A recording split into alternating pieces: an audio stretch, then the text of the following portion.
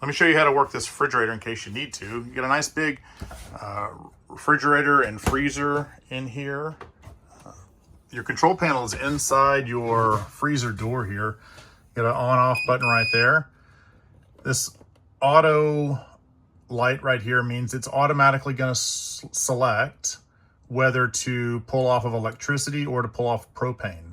So if you leave it on auto, when you unplug, it will automatically start pulling off of propane to keep these things cool while you're driving. If you, for some reason, just need to use gas even though you're plugged in, you push that button right there, gas, and the auto button goes off and the gas will turn on and start working on it. Easy peasy.